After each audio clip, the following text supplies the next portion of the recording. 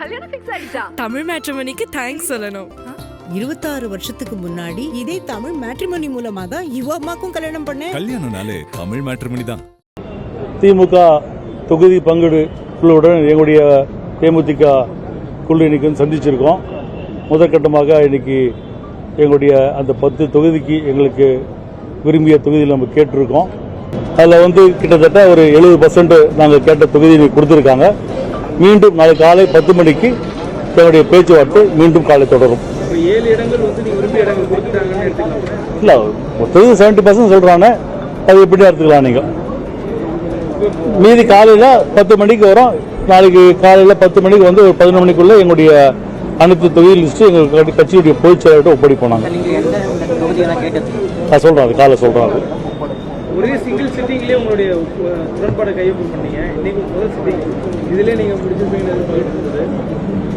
முடிஞ்சிருக்கோம். எங்களுக்கு உங்களுக்கு டைம் தேவைப்பட்டது எங்களுக்கு. அதனால நாளைக்கு காலைல 10 மணிக்கு வர சொல்லியிருக்கோம். எப்போ வேட்பாளர் சொல்லுவீங்க? நாளைக்கு ஃபைனலைஸ் பண்ணுறது சொல்லிருக்கீங்க. எப்போ வேட்பாளர் எதிர்பார்க்கலாம்? அதான் நேற்று பேச்சு சொன்னாங்க இல்லையா, ஏப்ரல் 1ஆம் தேதி எங்களுடைய 10 வேட்பாளர்களும் வேட்புமனு தாக்குவாங்க, தாக்கல் செய்வாங்க. எப்படி அறிவிச்சாங்களா?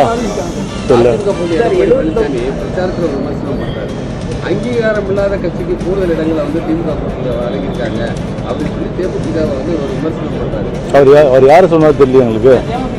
திமுக கூட்டணி அங்கீகாரம் இல்லாத கட்சிக்கு கூடுதல் இடங்களை வழங்கியிருக்காங்க அப்படின்னு சொல்லி ஒரு அதாவது 2011 தேமுதிக இல்லாம அந்த அதிமுக ஆட்சியே வந்திருக்காது.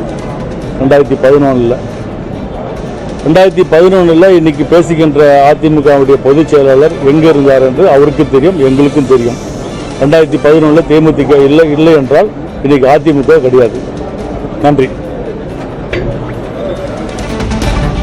திமுக கூட்டணியில் அங்கம் வகிக்கும் தேமுதிகவுக்கு என்னென்ன தொகுதிகள் ஒதுக்கீடு என்பது தொடர்பாக ஆலோசனை நடைபெற்றது. ஆலோசனைக்கு பிறகு அண்ணா அறிவாலயத்தில் தேமுதிக பொருளாளர் LK சுதீஷ் செய்தியாளர்களை சந்தித்து அந்த காட்சிகளை பார்த்தோம்.